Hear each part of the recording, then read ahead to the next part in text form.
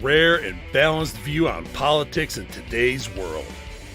Based on facts, born of rationality, common sense, and logic, providing context on today's events. This is American Perspective with Rick Thomas. Hello, everyone, and welcome to American Perspective. I am your host, Rick Thomas. Welcome to all of the Whiskey Warrior P1s and everyone that is out there brand new coming in. I do appreciate it. It looks like over on Rumble, the McGroy Nation has decided to raid my stream. So welcome, welcome, welcome. And for those of you that don't know what a raid basically is a channel can go and designate a raid, only one per stream, and designate a raid and tell everybody, hey, we're going over here and we're starting to watch and so on and so forth. So that's what's happening as far as Rumble land. Also, too, apparently there are some folks, and by the way, too, I got to make this clear. The McGroins are a group of individuals who essentially get together and they support patriotic podcasters and podcasts like this one. So there's no worries. Don't worry about it. It's not a big deal. They're just coming over to try and support up people's numbers and things like that, view numbers and that kind of stuff. It really is kind of a cool idea considering what's going on. So thank you. Thank you for choosing me tonight. I do appreciate that. Welcome, welcome, welcome. Come on, sit in, relax. And the Whiskey Warriors, no worries. You're still Whiskey Warriors. You're still the P1s. It's just a thing that these guys do to help people to grow their channels. Okay. And by the way, it kind of comes from, if I recall correctly, it comes from the Dan Bongino shows where the things kind of first started, and then they created a new, a new set, new McGroin thing, and it's so on and so forth. But anyway, I wouldn't worry about behaving. Just do your normal thing. Trust me. These folks, they are not dangerous in any way, shape, or form. Okay. So thank you again for coming and showing up. Whoops. What did I just do? Did I do something? No, I didn't. Okay. Thank you all for showing up. Let's go ahead and get this kicked off. Tonight we have our very own My News from Rumble to lead us in the Pledge of Allegiance. But before I do that, let me just do something really quick. I adjusted my microphone a little bit and it's a little bit farther away from me. Give me like a thumbs up, thumbs down in the chats across the board, whether or not I'm coming in loud enough or, everything's cool. Okay. Just give me another, like a thumbs up, thumbs down if everything's okay. Cause like I said, I put the mic a little bit farther back for me, tonight. So let me just see what happens here. Yeah, okay. Looks like I've got at least one thumbs up from Bonnie. Thank you. 3 Chevy says I sound good. Perfect. Thank you very much. I do appreciate that. It looks like everybody is joining in and coming in. It looks like this is awesome. I just don't want to necessarily be eating the mic. You know what I mean? So there we go. All right, so let's go ahead and get this kicked off properly with the pledge. And once again, our very own My News over on Rumble is the one that submitted this one. So please, if you are of mind, stand, remove your hat, put your hand over your heart, and let's join in with My News in reciting the Pledge of Allegiance. I pledge allegiance to the flag of the United States of America and to the republic of which it stands, one nation, under God, indivisible, with liberty and justice for all. All right. Thank you very much, My News, for submitting that. For those of you that want to get your Pledge of Allegiance, your version, yeah, and you can do, I've got a couple different versions on here, but if you would like to submit and hear yourself on the show, go ahead and do so by recording yourself performing the Pledge of Allegiance and then sending that to me via email, sending me that audio file via email to my email address, fans, F-A-N-S. That's fans, F-A-N-S, at americanperspective.online. That's fans, F-A-N-S, at americanperspective.online. Alrighty. I am drinking tonight the Wild Turkey 101 that was sent to me by the Whiskey Warriors. And as you can see, it is getting down. It's getting down there. So yeah, we're getting it. And tonight it is in, you haven't seen this glass in a little while, in the We the People shot from Lucky Shot USA. I believe it's luckyshotUSA.com. It's the bullet going into the glass, and this is the We the People glass. It's not a shot glass, it's a rocks glass or a you know, whatever you want to call it, old-fashioned glass, whatever it is, but that's what it is. And you can get them, I believe, at luckyshotUSA.com. So,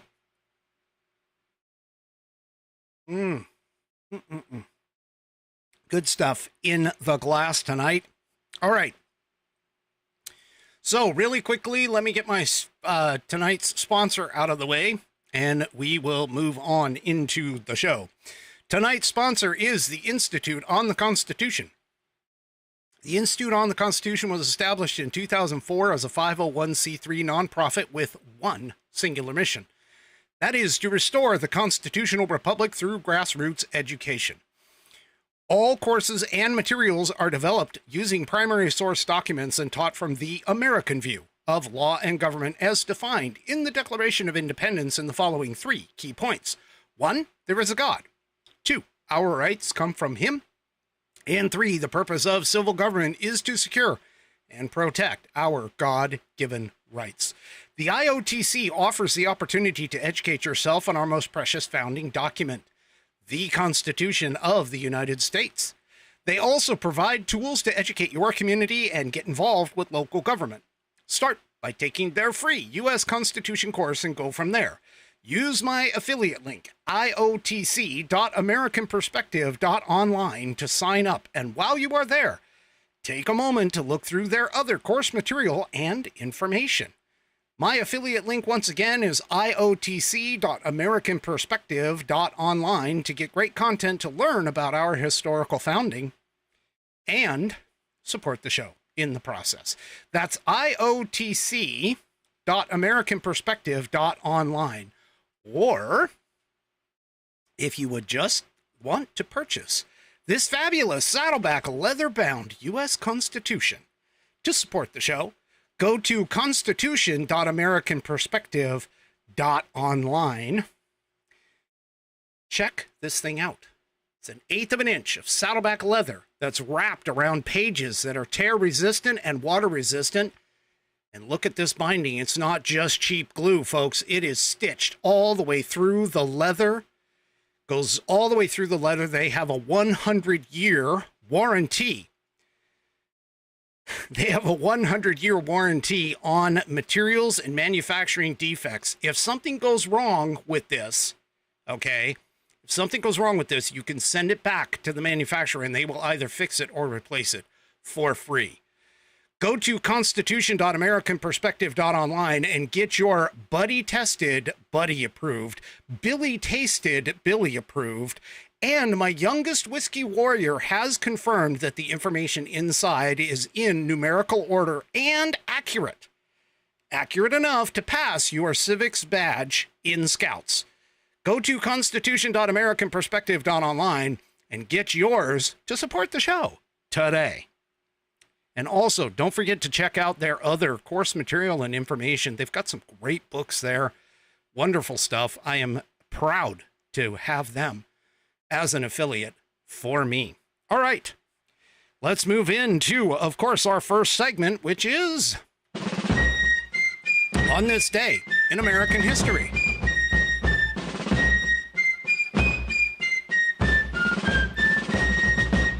And, of course, for On This Day in American History, we read from the American Patriots Almanac, Written by William J. Bennett and John T.E. Cribb. It is chock full. Look at the thickness of this thing.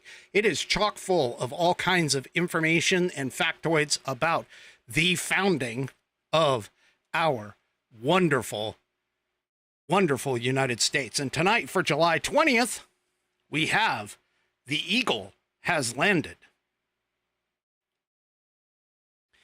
On July 20th, 1969, Apollo 11 astronauts Neil Armstrong and Buzz Aldrin floated high above the lifeless surface of the moon in a boxy, four-legged landing vehicle named the Eagle.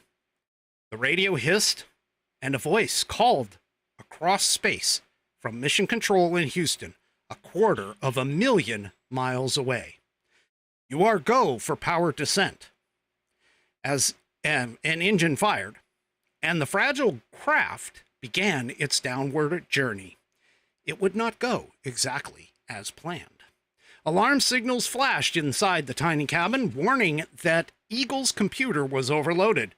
As the spacecraft hurtled toward the surface, engineers in Houston had seconds to decide whether to abort the mission.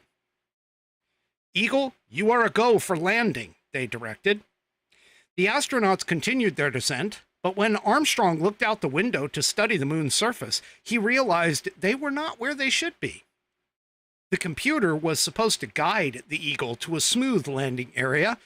It had overshot the mark by 4 miles and was heading toward a crater of jagged boulders. Another warning light blinked. They were running out of landing fuel. Armstrong took command from the computer. The Eagle scooted over ridges and craters as he searched for a place to set down. The low fuel signal flashed. There was no turning back now. A cloud of dust rose toward the Eagle. Silence. And then Neil Armstrong's voice crackled to the earth across the gulf of space. "The Eagle has landed." A few hours later, Armstrong and then Aldrin stepped onto the moon's surface. Together, they planted a U.S. flag, and when they departed, they left behind a plaque that bears this message. Here, men from the planet Earth first set foot upon the moon, July 1969 AD. We came in peace for all mankind. That is today's On This Day in American History.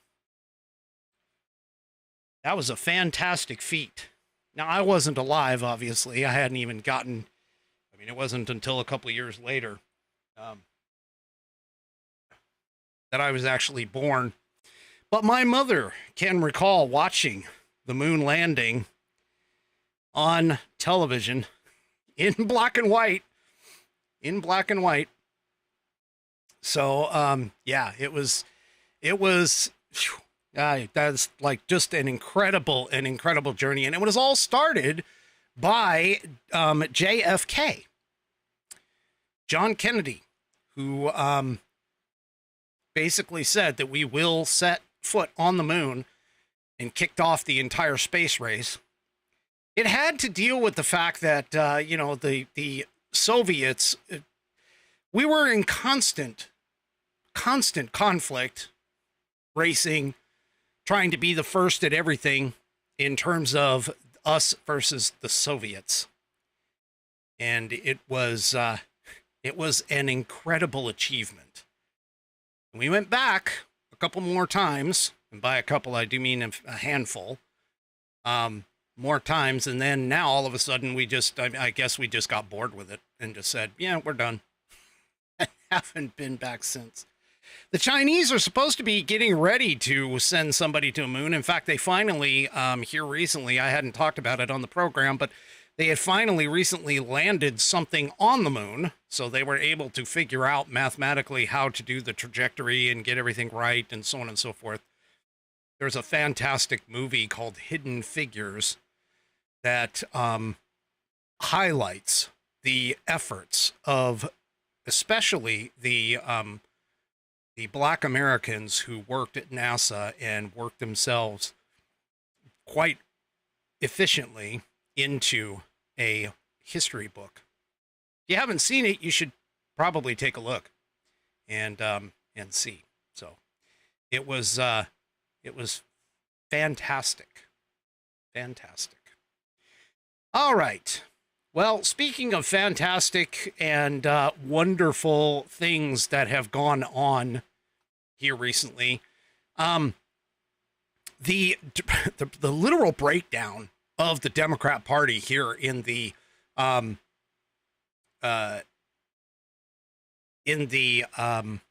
situation that we're dealing with Biden potentially being pulled, which, by the way, again, his campaign is saying, no, that's a lie. So is the White House. It's saying they're all saying that, no, he is in it to win it. We'll see. So reportedly, the family, like I said last night, the family is taking some time and looking at their options, which basically you could probably equate that to how much money can they get. How much money can they get out of it? But anyway, the point is that we've actually seen some amazing, amazing stuff coming out from Democrats and the Democrat Party. Both, mostly, I should say, not both, but mostly on the bad side, because of course all of the leftist lunatics are all like coming up with all kinds of what they would denounce anyone from the right with regards to anything in terms of conspiracy theories. But this is actually a bit of a surprise. So here, helps if I actually get it up. There we go. Here in the Daily Signal, this guy, Cenk Uygur, or Uyghur, I'm not even sure how he could necessarily pronounce it.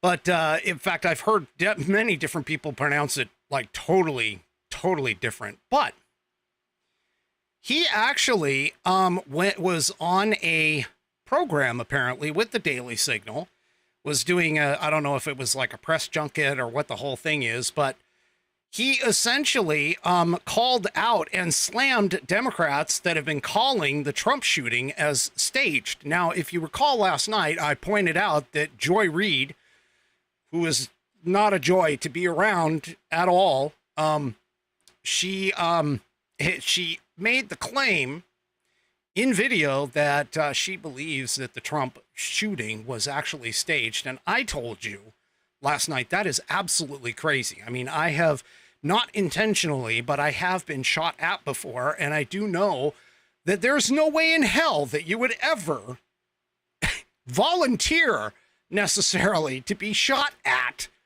unless you had like complete protective gear or something. I mean, if I can't even imagine the depths that these morons go to in order to bring this up. But I'm happy to at least see that a staunch, clear, normally lunatic leftist like Cenk has come out and called out his Democrat people to anyway, to basically call them to the carpet. So that's a good thing that has come out. We also have some more information that is coming out from some whistleblowers here in the National Pulse. Apparently, and I surmised that this is probably true. I surmised that this might be the case because well, let me just go ahead for the audio listeners because the video listeners can see. But the audio listeners, the headline here in the National Pulse is whistleblower. Most of Trump's security detail at the rally was inexperienced DHS personnel and not the Secret Service. See, now when I first heard and reported, of course, on this program that the doctor to put away all doctors, the most famous and most successful doctor of all doctors who have ever held the doctor degree. Well, she doesn't have a doctorate. Well, she has a doctorate. But anyway, Dr. Jill Biden, the greatest doctor of all doctors that has ever doctored in the doctoring land, that she had a local event that pulled off Secret Service personnel from the Trump campaign. The Secret Service used to be under the Treasury and had been under the Treasury for many, many years until they created the Department of Homeland Security and reclassified the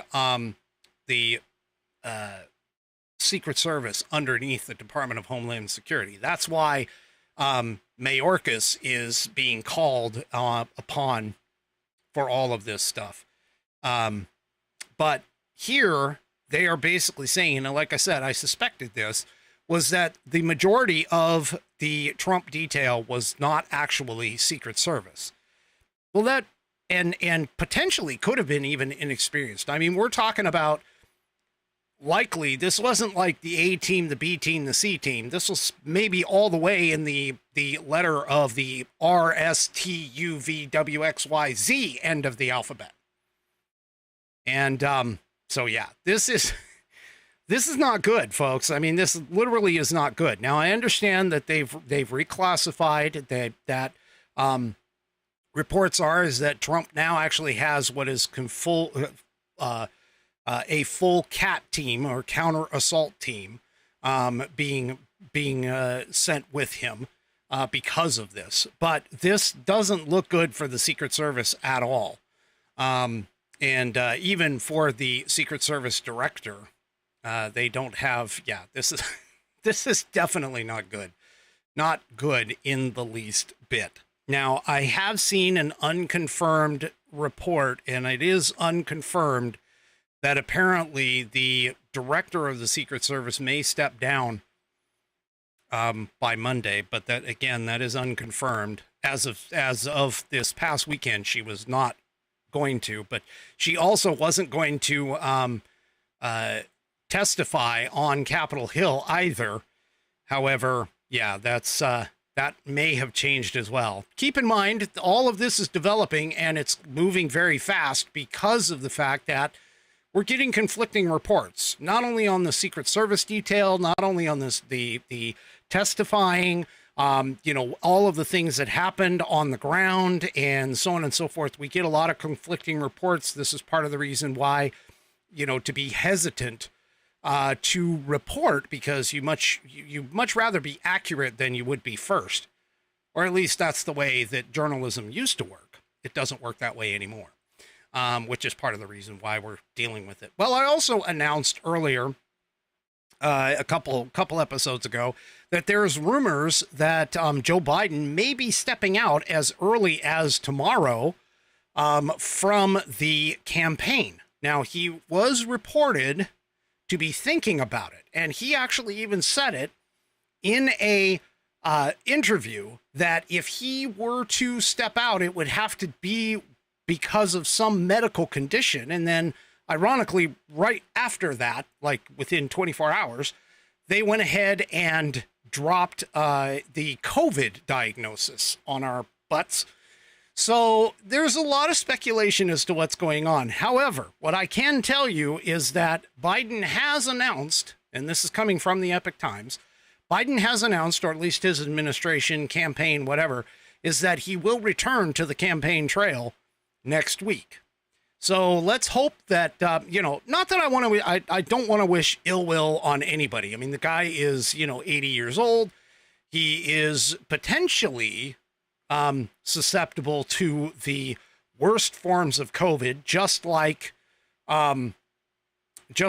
any influenza might be. I mean, we lose, 150,000 plus people to influenza every year, which for most people, the majority of Americans, doesn't really matter. But anyway, so here we are. In terms of this particular scenario, is that he has decided, or at least said, that he will return to the campaign trail. So I don't know, Sunday might not be a big day. I mean, it could be, but it might not be. We'll just have to kind of see. We're going to be playing it by ear, because I can tell you there are a lot of high-powered Democrats that are pushing to get his butt out. Okay. And that includes all the way up to Obama, reportedly Obama and Pelosi. We already know Adam Schiff has been publicly calling for him to step out. We also know several congressional Democrats have been calling for him to step out. So again, like I said, the internal civil war that's going on inside the Democrat Party is certainly entertaining, and it would definitely be interesting for the electorate in terms of what's coming up. But we all know that nothing is set in stone. Nothing is set in stone until the Democrats nominate whoever they're going to nominate. So, all right.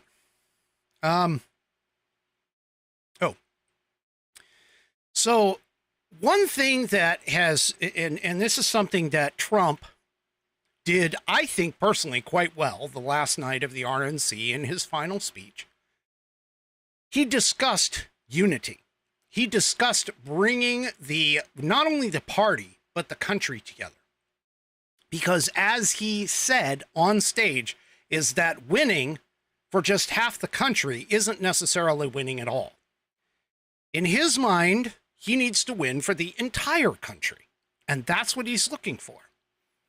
Well, Biden can't be can't be overridden by Trump because, of course, Biden is, on the generally losing end, or at least the accepted losing end of this race. But here, and I don't know how he got this title. I don't know, or how he thinks well, then again, this guy is a narcissist and plagiarist, lying, pedophile, incestuous, whatever else you want to call him, corrupt. But anyway, apparently, according to this hot air piece, as the Democrats fracture, Biden calls himself the unifier. Yeah, he's not much of a unifier. He never has been. Even when he was asked specifically about the rhetoric that he's been using, the divisive rhetoric that he's been using on MAGA Republicans, the extreme MAGA Republicans that he's had, even then he refuses to stop his divisive rhetoric. And so anyway, Biden campaign is trying to make the case that the president is the great unifier. Yeah, that's not happening. Because, of course, everybody, not only Biden, but everybody in the Democrat Party, especially people like Hakeem Jeffries, on X in particular, all have been talking about the MAGA extremists. So there's no unifying message. There's no, let's all get together and play, kumbaya and all that other stuff. It's just not going to happen. Because of the fact that he just, the minute that he speaks and says democracy is on the line, that immediately takes on the image and the effect that anyone who is against him is looking to destroy America, when in reality, it's actually the opposite way. The Democrats are the ones that are, the leftist, lunatic, Marxist Democrats are the ones that are trying to destroy America. And so, yeah, it's just bad. I mean, this is going to be another one of those things, just like his Bidenomics. It's a lie. It's not going to happen. And so, yeah. Anyway, he can call himself the unifier all that he wants. It's not going to take. I honestly don't believe it's going to take at all. Well, the Democrats are trying to figure out, or at least a portion of the Democrats, because again, keep in mind, this is what could amount to a civil war within the Democrat Party. But the Democrats are trying to figure out what in the heck they can do. So if they were going to take Joe Biden and just remove him, how? Because let's be honest, Kamala Harris is not exactly the best replacement for him. Okay. Kamala Harris really is even worse than Joe Biden in terms of likability, although I'm hearing reports that some polls are coming back for her as she is actually beating Joe Biden in terms of a head-to-head matchup against Trump. But that doesn't necessarily mean anything because, again, that's polling. And we all know polls are not exactly the most reliable things in the world. However, there is a suggestion that should Biden bow out, and this was something that was put out on X. I spoke about it 2 or 3 days ago.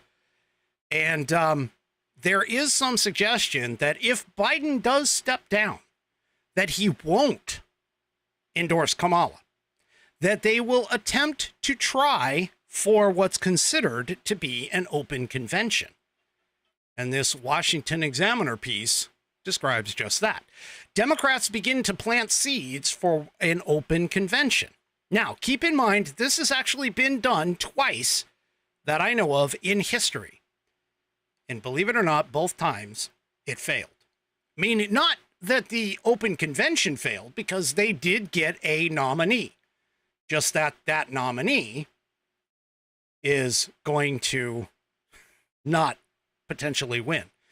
But then again, I mean, history can change. For an example, the claim is that there are several bellwether counties that can actually determine with a relative level of accuracy, at least up until 2020, as to who the president is going to be. Now, I notice I pointed out 2020 because in 2020, those bellwether counties, even though they went for Trump, we ended up with Biden. So, anyway, so there's growing choruses of people that are trying to get him out. In fact, Senator John Tester, a Democrat from Montana, became the second Democrat senator to call for Biden to step aside. This was last Thursday. On Friday, he made it clear that he would like to see an open nominating process at the convention in Chicago, and that he is not. And even your Democrat Party, I mean, let's be honest here.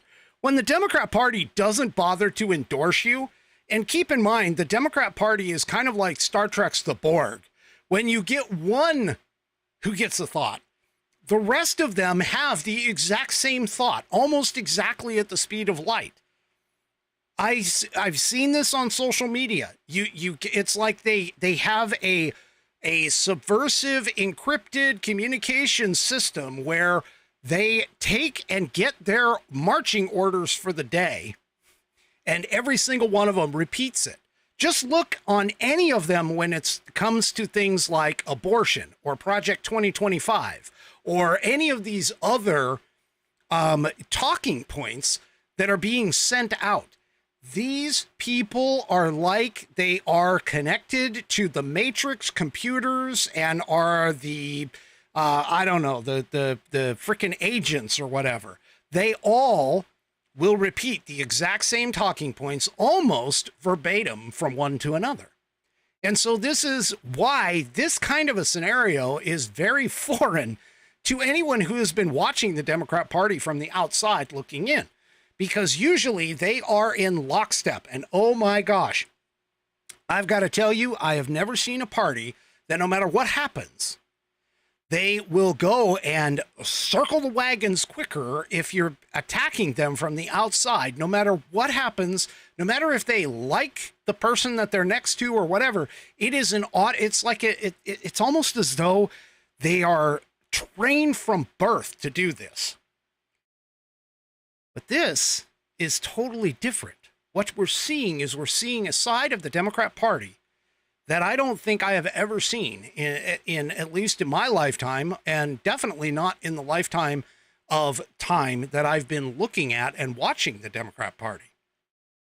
I mean, this is just amazing that you have factions that are breaking up. I actually, for a very long time, was even questioning whether or not the Democrats would be able to get into a situation where they would actually be able to break apart and start to think for themselves. This is fascinating for anybody who is in the political commentary sphere, such as where I am today, in terms of all of this. This is this is fascinating and amazing. And there are many varying perspectives. And of course, you know, I've also heard AOC has come out in backing Biden. Well, she is arguably the dumbest member of Congress, so it doesn't really surprise me any that she would do that. But in this piece, back to the Washington Examiner piece, in this piece, John Rainish, who is a Democrat strategist, said the party leaders should be listening closely to those lawmakers like Tester who are running in extremely competitive races. Rainish said, the party is always served very well when they listen to someone like Senator Tester, who is thoughtful, fair, smart, strong person. Listen to the people whose jobs are on the line. Talking to someone whose state or seat is incredibly safe is less valuable, even if they're a longtime party hand or party official. Now, the Democrat National Committee has been adamant that it plans to move forward with its virtual roll call in August. Now, keep in mind that virtual roll call was instigated by the fact that the national convention for the DNC was beyond the Ohio state cutoff to get somebody on the ballot. And so that was why they initially put in this whole virtual vote, was to make sure that Ohio would not be lost, because if Biden had not made the ballot there, that would have completely screwed up the Democrats' possibilities of actually winning all their electoral votes. Now, Ohio has since given them an extension, so it's not as though this virtual roll call absolutely needs to occur. However, they seem to be on the path to make sure that they can actually do it, regardless of the fact that there has been growing criticism of lawmakers and DNC delegates that have been talking about discussing the hypothetical. And this is according to a source familiar and inside the Democrat Party. Now, if Biden were to drop out of the race, the piece says, the committee would be forced to decide whether or not to move forward with the virtual roll call at all. Now, one thing that I pointed out in past episodes, is the fact that if they were to decide, or if Biden were to step out, they have that 100 million, roughly, approximately, war chest of pledged monies that would fall to Kamala Harris. So they have a huge conundrum here. If they either take Kamala Harris out completely, okay, they will lose that money, because finance election law does not allow them to just transfer it to another person. So Kamala Harris, in order for them to be able to tap into that money, should Biden step out, Kamala Harris would have to be on the ticket. So the Democrats have really painted themselves into a bit of a corner here. And we'll have to see where that is going. One of the problems, of course, that the Democrats have been having over the course of time, which is part of the reason why we're getting calls for Joe Biden to step down, is the fact that many of their consistent voting blocks are starting to fracture. Things like Black Americans, Hispanic Americans, and the young vote, which typically vote majority rules, which is the Democrat Party, and typically vote Democrat. So these are large bases that are starting to fracture under all of this. And so one of those in key is because of the fact, this is in Woke Spy, which I love this little article thing. These guys, they're a little bit behind, I'll be honest. They sometimes I see articles and it's, from a while ago. So they are a little bit behind sometimes, but it's good information. Anyway, Here, young men. So here's the headliner. More young men are leaving the Democrats than ever before. Young men are dramatically fleeing the Democrat Party, according to new data from the Survey Center on American Life. An infographic with the data was shared on social media by ex-user iLasho. That's a good name. Ranging from 2016 to 2023, the data shows a 12% drop in the men aged 18 to 29 who identify with or lean towards Democrats. Well, you know what? I honestly, and you can see the graphic here, for anybody that's listening on the audio portion of the program, go back to rumble.com, look up the American Perspective channel, and you can find it. But the thing about it is, this shouldn't be a surprise to anybody. I mean, come on. What the hell? The Democrats have been attacking white men consistently over the course of the last 8 years at a minimum, if not more, because of the fact that they've been demonizing them. And especially the idea of things like, oh, I don't know, toxic masculinity, having multiple genders, saying that white men and abortion is the big issue. So, yeah, this doesn't really surprise me, is that young men are starting to leave the Democrat Party. And hey, let's just face it, okay? For all of you young ladies who are out there who have tied in with the Democrats, I'm going to tell you a really, really, really hard truth. Conservative women look better and act better. I'm sorry, that's just my observation.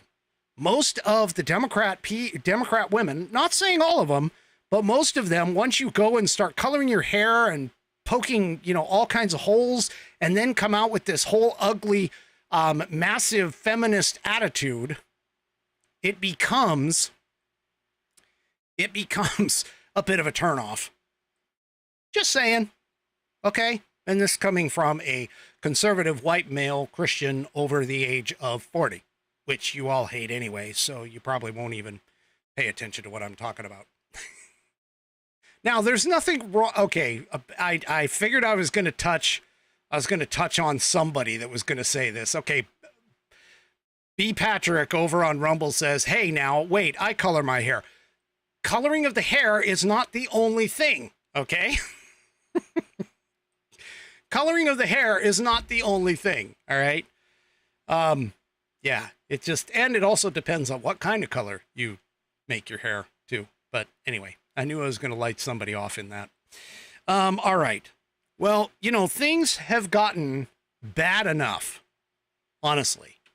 Things have gotten bad enough that Biden has now gone and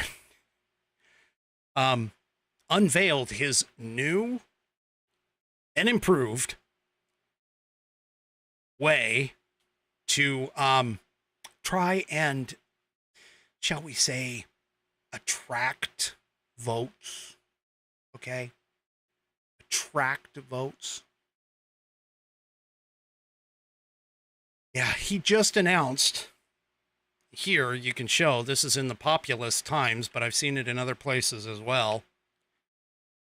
Biden proposes a national rent control idea, which is sparking debate among economists. Now, this really is just like his student loan buyout process is all about the votes. He's attempting to buy people's votes. Now, on the surface, people look at things like national rent control and they think, oh yeah, the rent is going up. It's going up. It's been going up ever since Biden got into office. And unfortunately, most of the people who jump into this are, let's just say, economically illiterate to understand the reasons why this stuff is going on. Well, now Biden has decided that he wants to implement a rent control process in order to try and control rents across the nation. And there's a couple of problems with this. The first one, of course, is that the rent is going up because of essentially two reasons. One, when COVID shut down everything, and I do mean everything, okay? When COVID shut down everything, housing and construction stopped. It quit. And the simple fact is that we are now running about a year and a half behind where we were before COVID. And by the way, we were already behind in terms of housing anyway. At least that's according to reports. We don't have enough housing, especially in many population centers, or at least that's what they claim is the problem for homelessness, is that we don't have enough for people to go and, get housing or rent or whatever. Now, here's another problem, is the fact that what a lot of people don't seem to understand. And again, this is going back to the idea of Economics 101. Real estate is one of the best investments that you can ever make. It's always been a positive. Even in some cases, if you paid attention to what was going on and didn't wrap yourself into a bad loan during the housing crisis back in the early 2000s, even then, real estate has almost always increased in value. So many investors and investment companies have been looking at real estate and are saying, hey, we can always get a good return on our investment. Because let's face it, we're not really necessarily making a whole crap ton of land here. And there's a lot of other places that the environmentalists have blocked off and have kept, even through regulations and so on and so forth, have tried to keep the growth from occurring. And so it's not as though you're not going to be able to buy land, but you're not going to be able to buy a lot of land in a lot of places. So the overall point that I'm trying to make here is that when you go and cap off that investment, people are not going to be able to afford and make a return on investment because they're not capping the prices at the same time. They're capping the rent control and the prices that you can charge for rent, but they're not capping at the same time the price of the properties.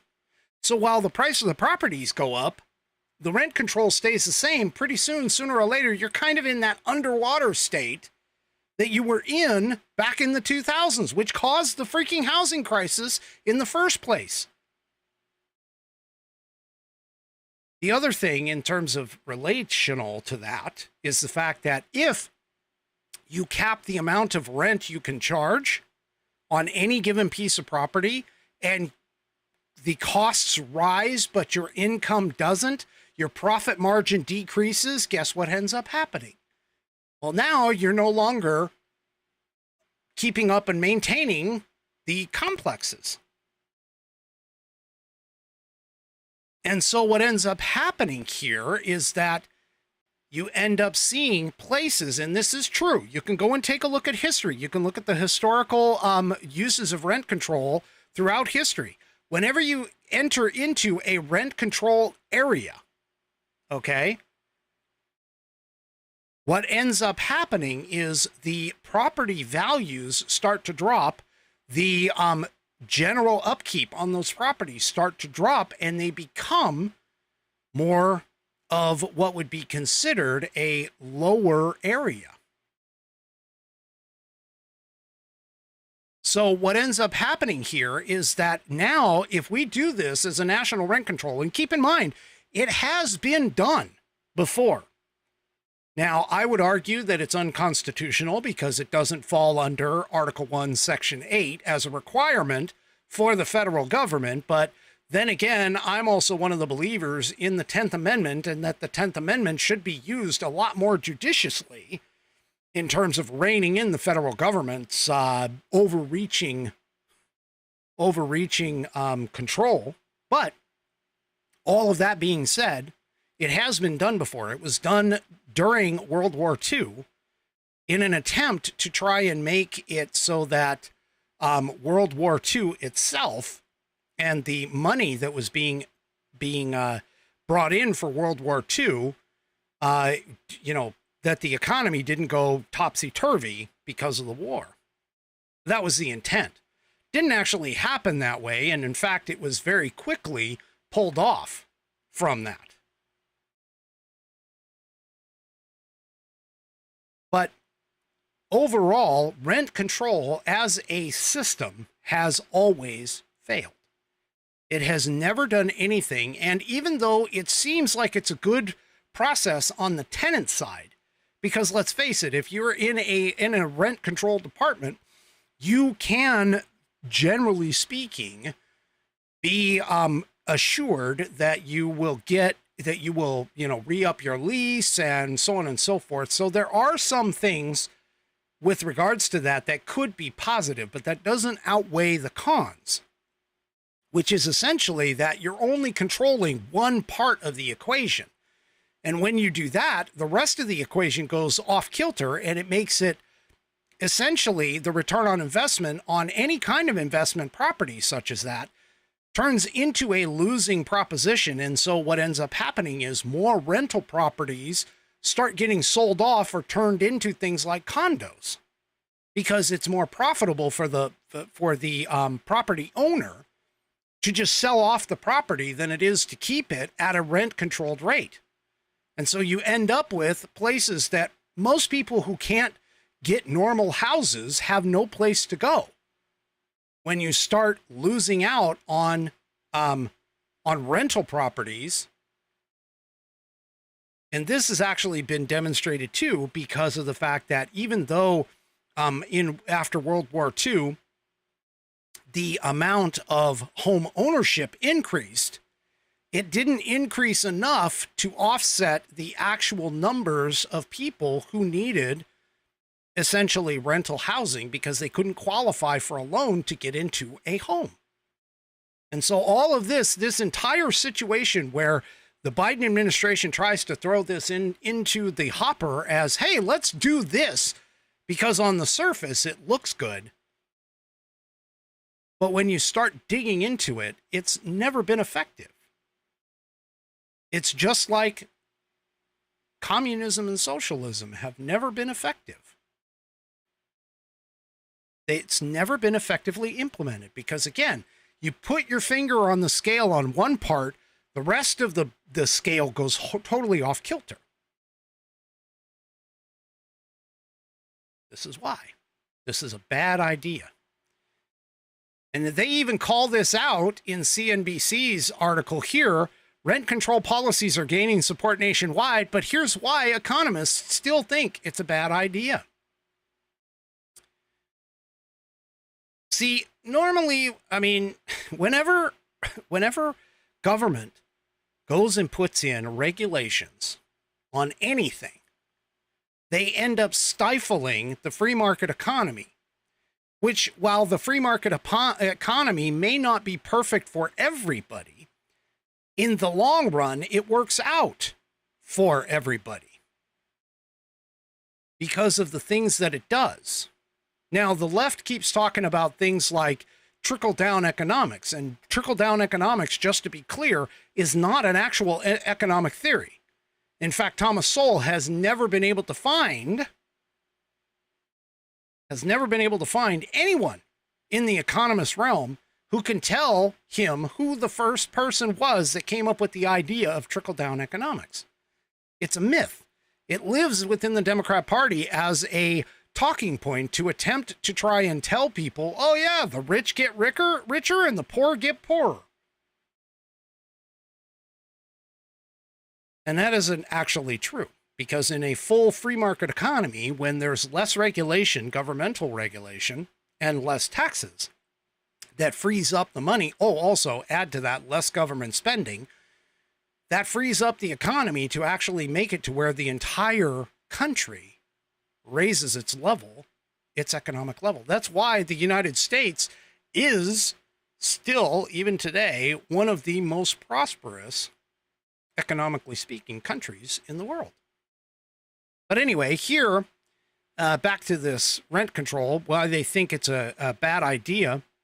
They point out the fact that America already suffers from a deficit of 3.8 million homes, especially at low price points.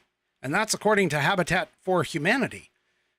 So if you go and start rent controlling and people investors don't want to invest in real estate properties anymore, and the purchasing and the building of these properties slows, again, all pandemic-like, we end up with a situation where we're actually going to fall even farther behind in that.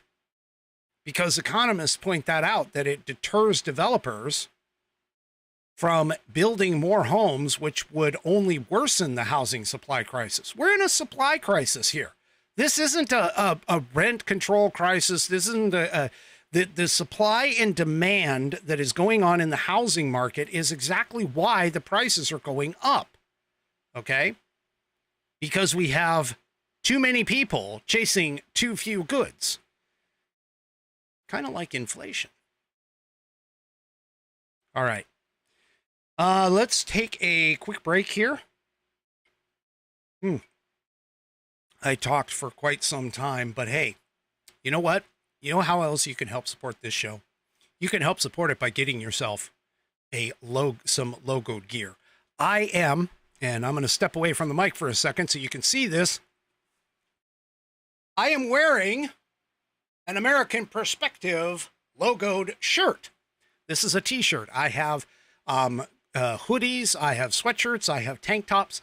Go to store.americanperspective.online and check it out. See all of the things I have. By the way, too, I also have some coffee cups there as well. And if you are a long-time P1 Whiskey Warrior, you can also find a link there that will send you over to the Old Whiskey Musings store as well, where you can still get Whiskey Musings gear, logoed gear over there. So you can go and check it out. Go to store.americanperspective.online, check it out today, and please, I thank you from the bottom of my heart if you do decide to pick up some either American Perspective or Whiskey Musings gear. That will help support the show and help me to hopefully grow and invest some more money back into this thing so that, I can grow and get bigger and eventually, hopefully, be able to do this a lot longer every single day. So I thank you from the bottom of my heart for that. Go to store.americanperspective.online and you'll find everything there that you need to. All right. Let's go back to the show. All right. So one of the things that has been running through everybody's mind, okay, is the fact that there are some questions on some people's mind that there are some questions in terms of why did Trump pick J.D. Vance? And I'll admit, like I said, on the night of his speech on Wednesday, I believe, because J.D. Vance was not inside my purview, let's say, of individuals as a part of the political spectrum, even though he was a senator, he was a junior senator, he's only served for 2 years. So it's not like we had a whole heck of a lot of information, or at least from my perspective, didn't have a whole heck of a lot of information for this, okay? However, now that he has stepped into the national spotlight and has been named for J.D. Vance, or has been named for VP, for J.D. Vance as VP, there we go.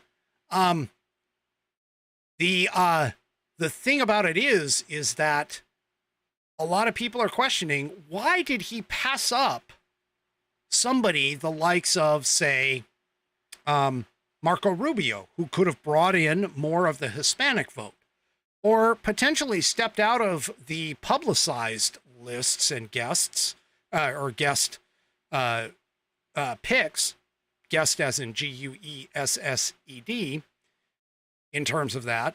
And why did he go and not pick somebody the likes of Glenn Youngkin, for an example?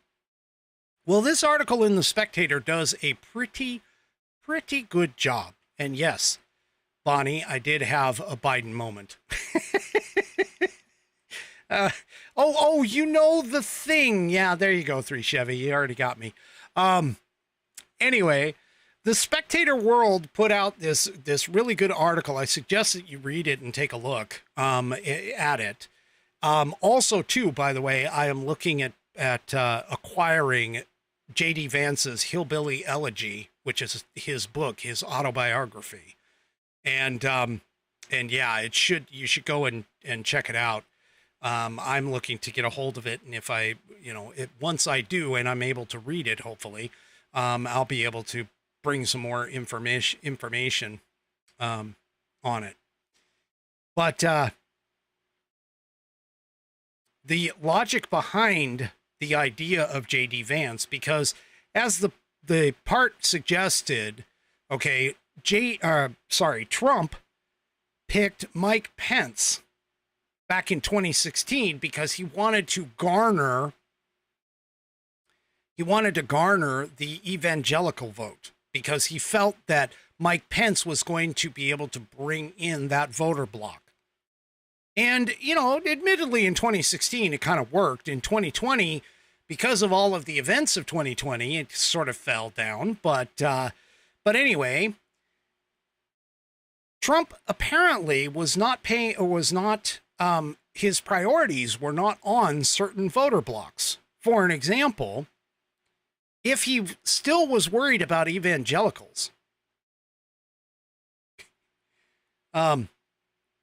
sorry, Coco Dominky over on Rumble says, Whiskey, if I buy a new shirt, you can't change your name again. Deal? Deal. There you go. There you go. All right. Not going to change the name again. This is it. This is as far as it goes. So anyway, go that way. There we go. So the point is that if he was worried about evangelicals, he would not have passed over Doug Burgum, because of Doug Burgum's strong stance on abortions. Okay, if he wanted to make sure that he needed help with the Hispanic voters, like I said, he might have picked Marco Rubio. Although there are some questions as to whether or not that actually would have helped. But again, kind of a question. If he was worried about a voter bloc that, say, Glenn Youngkin could have brought in, then he would have gone ahead and picked Glenn Youngkin. But instead, what he did is he brought a young, relatively new up-and-comer to the national stage. Someone who is, although, has some name recognition because of his book, which was turned into a Netflix movie by Ron Howard in Hollywood, by the way. But again, the idea is, why would you necessarily pick J.D. Vance? Because he doesn't necessarily add anything to the ticket as far as electoral votes go, other than maybe helping to shore up some of that Rust Belt area that J.D. Vance hails from, meaning the Pennsylvania vote, the Ohio vote, Pennsylvania in particular. But in reality, this article does a supposition, and I actually think this is kind of the way that Trump was thinking. Picking Vance as vice president kind of solidifies the MAGA movement in the Republican Party. Because much like people who, in terms of say, for an example, FDR. FDR was a shaker of the entire political spectrum. He started the idea of and maybe wasn't the original one, because I think Woodrow Wilson was even before him, but FDR kind of solidified the idea of the American bureaucracy running the government, rather than the constitutional way, which separates the powers between Congress and the presidency.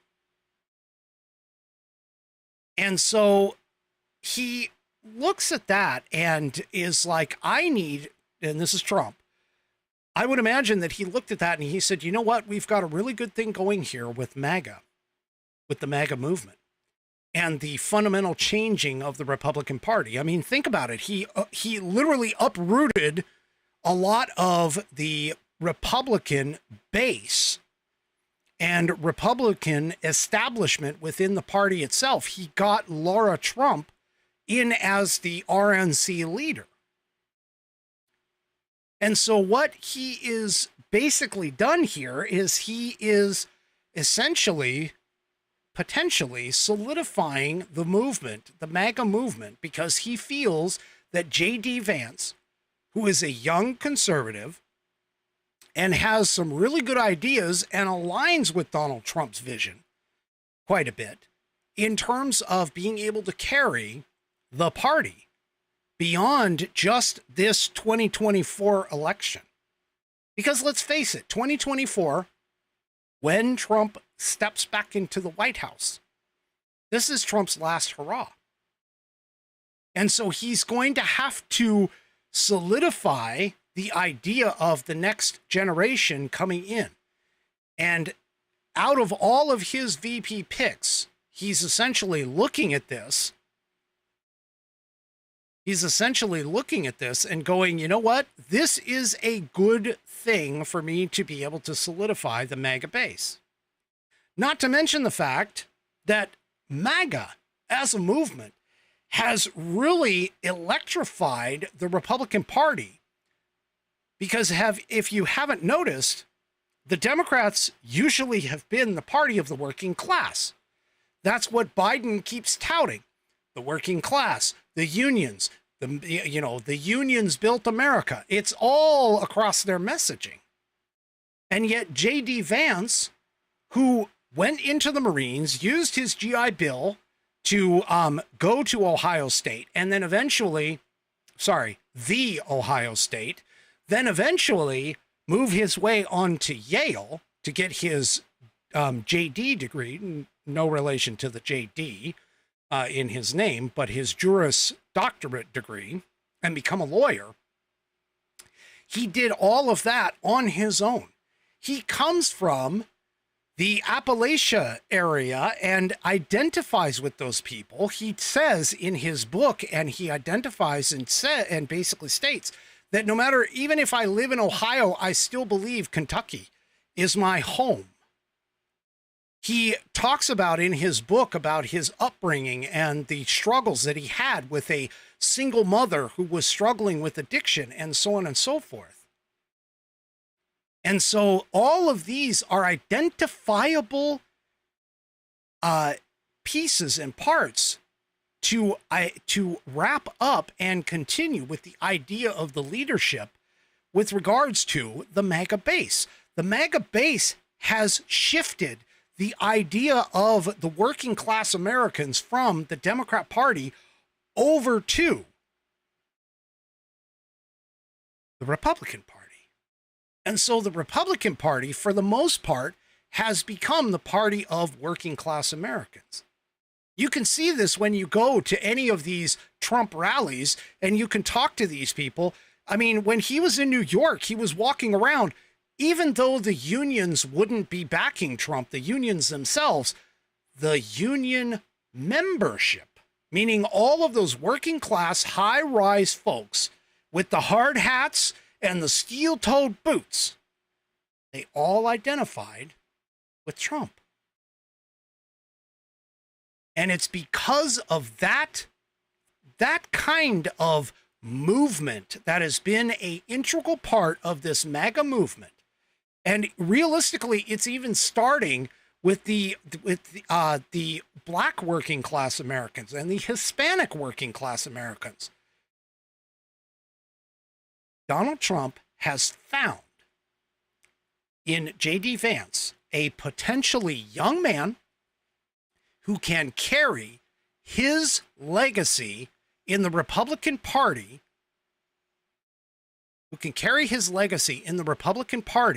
forward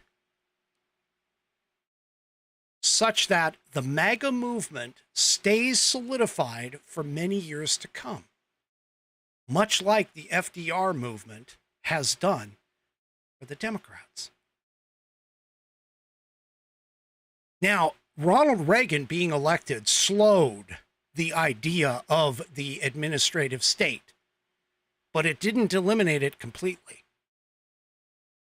And so Trump, if that's what he is looking to do, he is going to have a young up-and-comer who agrees with him, who he can mentor to put forth the vision of making America great again and building this country based off of the manufacturing centers and basing it off of making it so that we take pride in things that are built and made in America, right here by our own hands and using our own resources. And this is the vision that I think that Trump and this article has brought forth in terms of his choosing of J.D. Vance. Now, keep in mind, picking J.D. Vance isn't really going to change anything because Donald Trump doesn't necessarily need the assistance. But it solidifies the idea that potentially, once Trump is unfortunately done in 2028, that they can do such good work that the foundation that Trump has laid for the Republican Party and the focus moving forward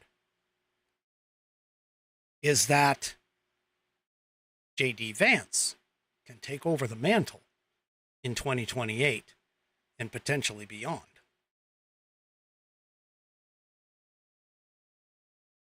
I would highly recommend that you go and take a look at this piece. It's in the show notes, the show notes are part of the video description. You can go and take a look. Just go to rumble.com and YouTube, Facebook, X, they all have it. And you can grab this piece from The Spectator, read it, and I think you'll get a better idea as in terms of the strategy, the long-term strategy that you could be facing with the Republican Party, because unlike the Tea Party movement, we don't want the MAGA movement to just fade off into nothingness. The Tea Party movement was a good idea, but unfortunately, I think it lacked a engine, let's say, to drive it. And that's what Trump has ignited in the Republican Party right now. Because let's face it, the party, the old, grand old party, the old GOP, the party of people such as Mitch McConnell and some of the older, I'm trying to think of, that guy, I can see his face, but I can't think of his name right now. But anyway, the party of old needs to move away from the whole idea that, if we give the Democrats an inch, they'll be satisfied and they'll go away. No. This is an all-out, pardon my expression, but all-out war for the soul of this country. And the MAGA movement has ignited a fire that takes us back to the constitutional roots of this country, which is part of the reason why I do what I can to inform and educate on the Constitution at any point within my shows that I can. This is the movement. This is the future.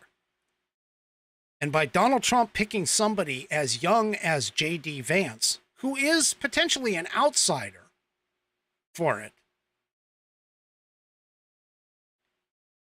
I think is a good step forward for the entire movement. And so we'll have to see if that continues. All right. Shifting gears.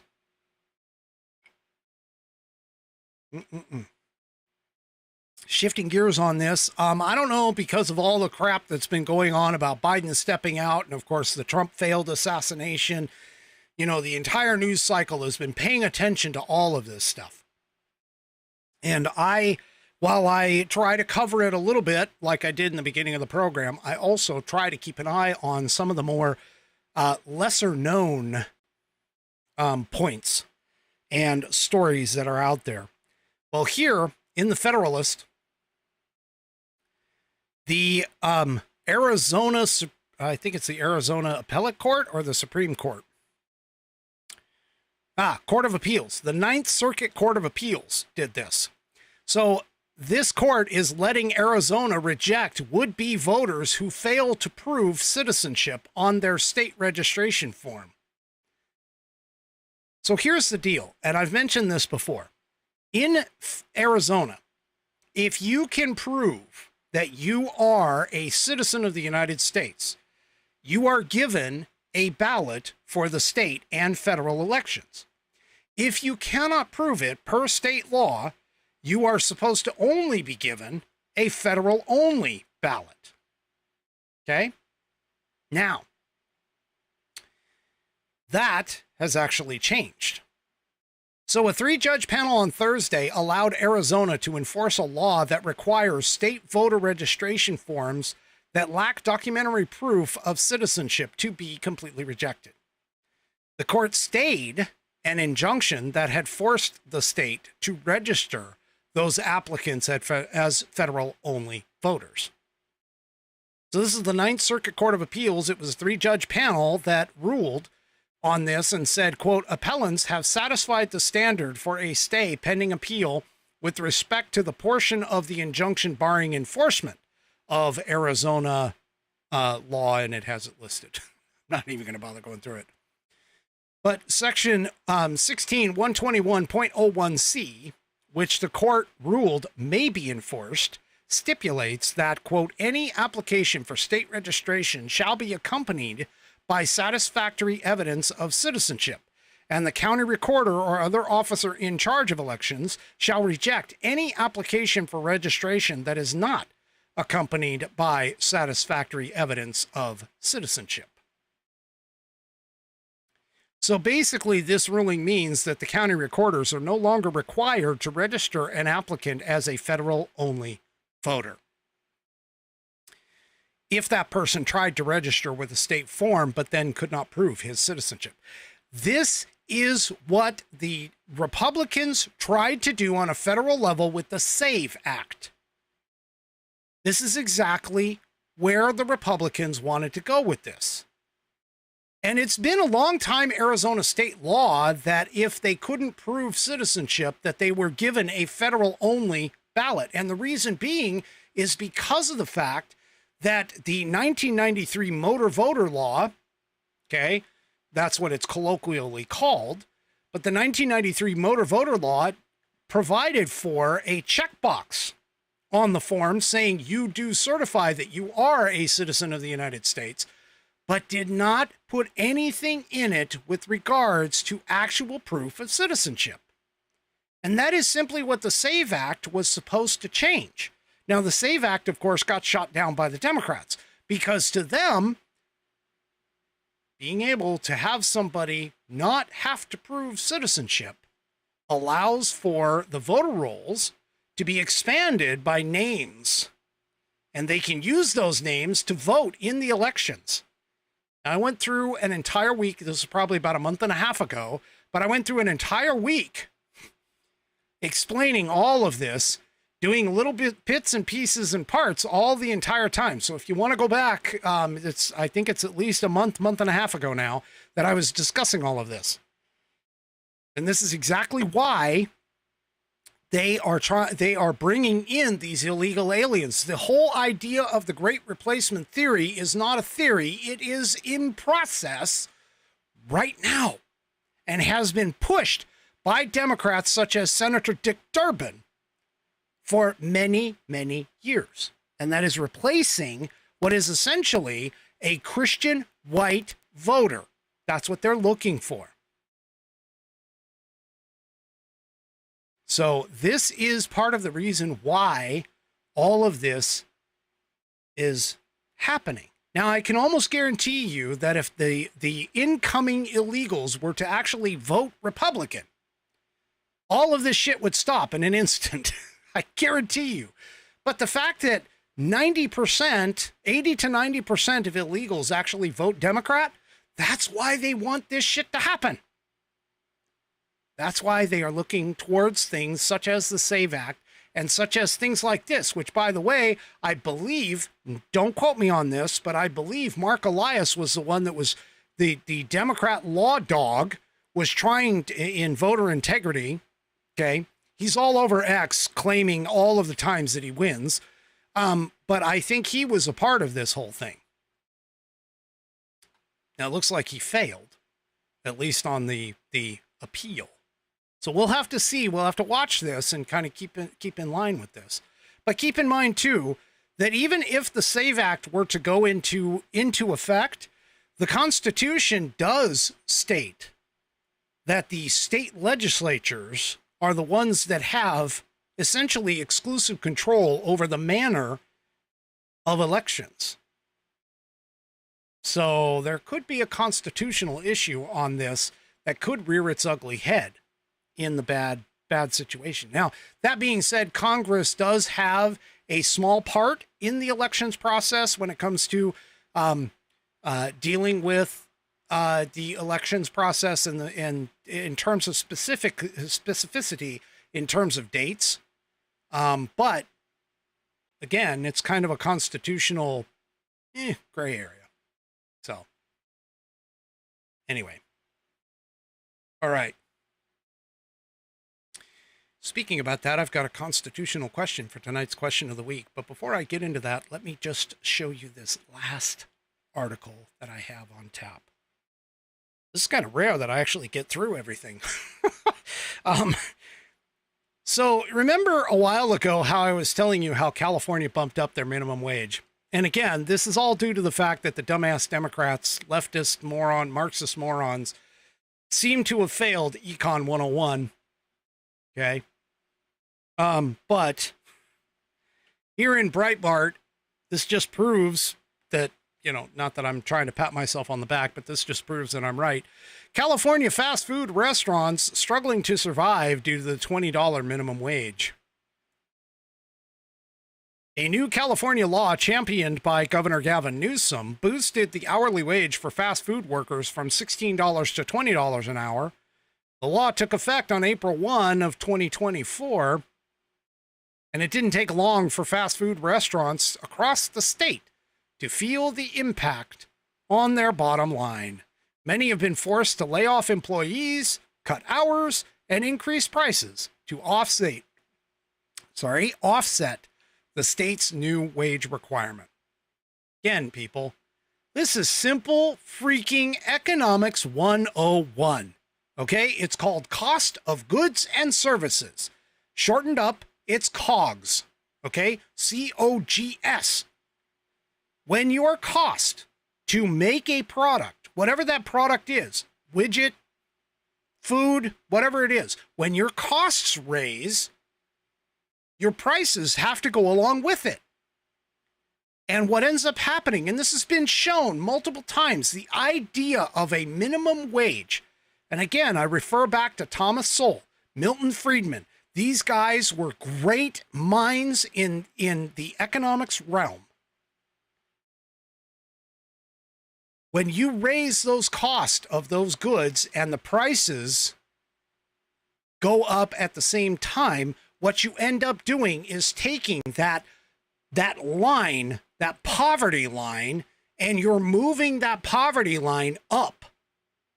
You're not solving anything here, people.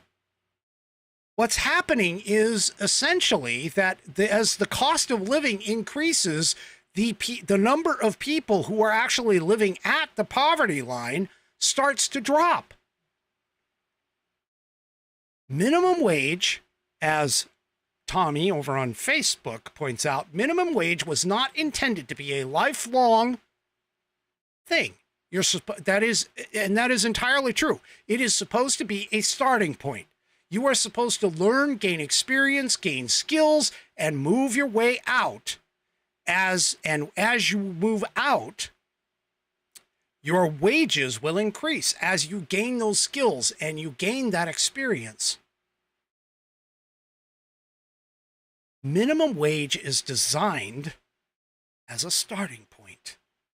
And to sit here and argue the fact that minimum wage is supposed to be a living wage is completely false. And all it does is, again, raise the cost of living in the area up to the point where now people who normally wouldn't have been below the poverty line are now under the poverty line. Not to mention the fact that as the cost of a person increases and the more you're being paid, now you turn out that those minimum wage jobs, which require no skills or experience, these people are now looking at it, these business owners are now looking at it as, well, shit, if I'm going to be paying, somebody 20, 25 bucks an hour, they better have some damn skills. And so what ends up happening is you now have set the market such that it's no longer the young high school kid who has no experience, no knowledge, no skills, barely has never held a job at all. And they're not able to walk into these establishments and get jobs anymore. Or even better yet, a wage raise like this pushes these facilities to go to a model that gets rid of people.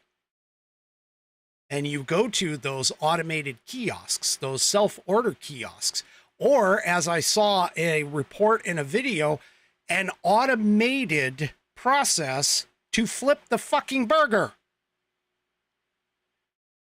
And yes, I did say the F word, so earmuffs.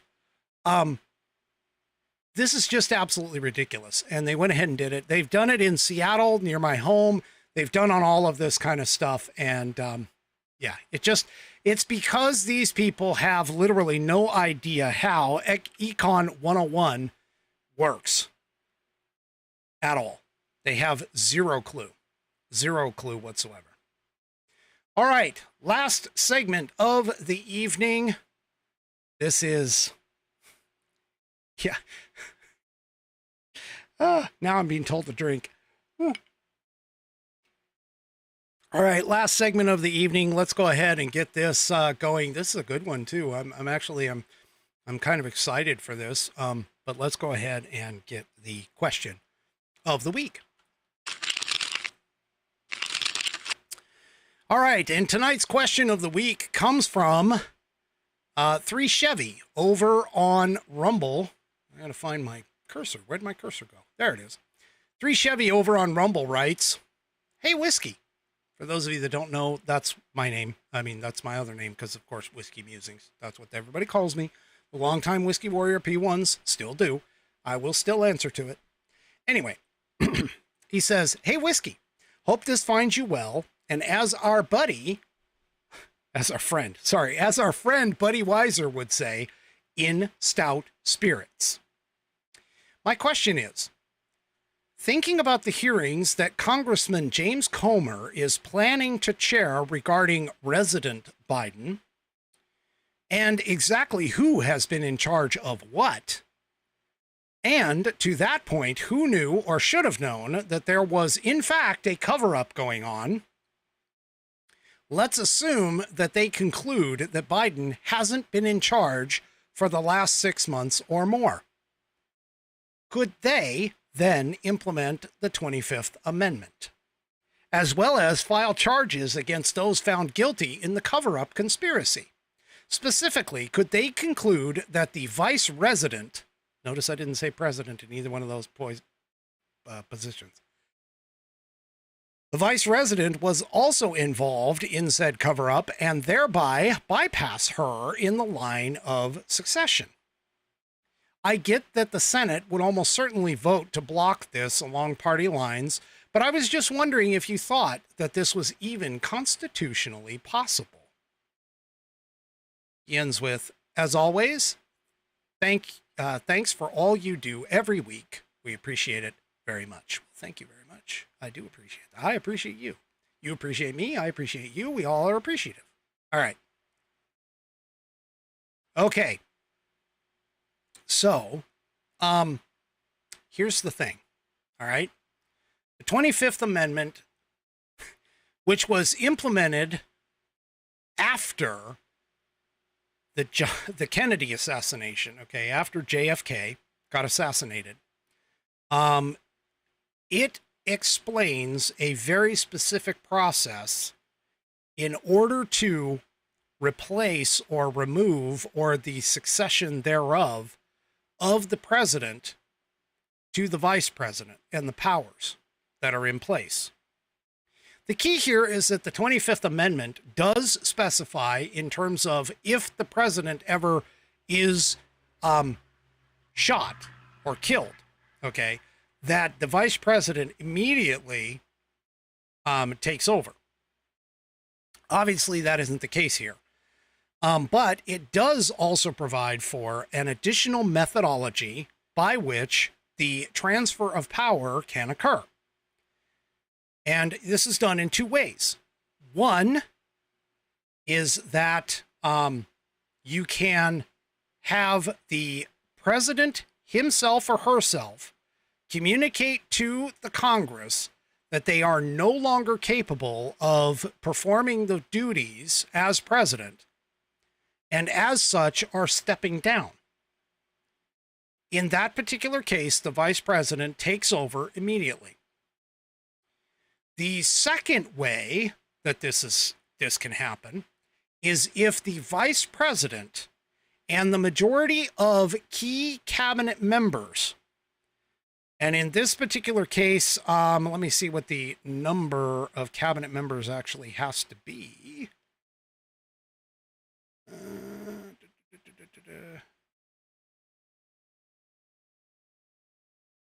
Yeah, the cabinet, or, by the way, or a body approved by law and formed by Congress. So there actually is a way for Congress to influence a way to make the president step down. But here's the problem. That particular law where another body formed by Congress would be in potential, that law hasn't been passed yet. So if they were going to do it, if Congress was going to do it, they would have to pass the law first. And of course, keep in mind that if they tried to pass the law and the president vetoed it, we don't have a veto-proof majority in Congress. So it would basically be dead as far as that goes. But this clause, or this particular part where it was talking about a body approved by law for Congress, that body approval would have to jointly agree that the president is unable to discharge the powers and duties in his office. So this is going to take some time if it were to be that particular place. In that particular scenario, it would take them a while to get it actually in place. Although, to be honest with you, it wouldn't surprise me any if Congress actually might think about that, considering what we're in right now. That being said, again, it has to be initiated by the vice president and the cabinet members, or this legal and binding body that Congress has yet to pass a law for. It cannot be implemented directly from Congress itself. And that's essentially where we're at. So no, Congress can't kick him out. What they could do, though, and this, again, this kind of skirts the edge of legal theory, but what they could do is they could impeach Biden and impeach Kamala Harris for whatever they deem to be high crimes and misdemeanors, and get the two of them out, and then have, of course, Speaker Johnson take over because he's number 3 in line to the presidency. I mean, technically he's number 2, because the vice president is counted as number one. But again, that would be a long, drawn-out process. It would not go well because it would have to go through the impeachment process, which essentially means that the House would have to impeach him, which could get done, and then the trial would have to take place in the Senate, and we would end up in the same situation that we were in with Donald Trump, where the Senate just says, yeah, he's acquitted. So it really is kind of a sticky situation. I honestly think that realistically, regardless of what comes out of Comer's committees and Jim Jordan's committees, they really ought to just let Biden die on the vine because, I mean, unless he happens by some miracle, and I'm not talking red wave here at all, but if for whatever reason Joe Biden ends up back in the Oval Office, that's when the impeachment process should kick in. And they should get rid of him at that point. Right now, it's sort of a moot point at this point. And yes, Nana over on Rumble says they can impeach folks within a few days. They did it with Trump. You're right. The impeachment process doesn't have to be slow. The problem is, though, once it goes to the Senate, the Democrats control the Senate, and so it would be dead on arrival. Much like when the Republicans held the Senate, when Trump got impeached, it was dead on arrival when it showed up in the Senate. So again, you know, this whole kind of situation is really, I mean, our best scenario is if Trump loses in November. Okay. If Trump loses in November, that we somehow regain the majority in the Senate and continue our expansion of the majority in the House of Representatives. That would be the best scenario for an impeachment process. But again, I don't think it's going to happen. But like I've said on multiple occasions, the whole Comer-Jordan committees and all the information that they've got coming out, the purpose of that is not the impeachment process. The purpose of that is to make sure that all of the information in terms of the Biden corruption, the Biden family corruption, becomes public. And all the evidence is shown to the public in a full transparency. That's the purpose. Doesn't have anything really to do with impeachment, because we all know that the impeachment process is going to break. It's not going to happen, at least not the way that it's set up. Hope that answered your question as far as that goes.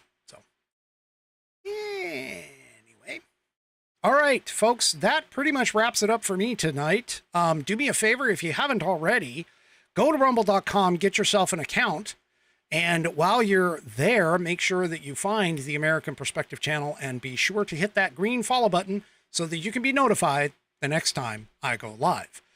Also, too, if you are on Rumble and already signed in, make sure you hit that green thumbs up. It should be right about here in the video, below the video, on Rumble. Hit that green thumbs up so that I can gain credit and get farther up, hopefully eventually making the leaderboard and editor's picks for my videos.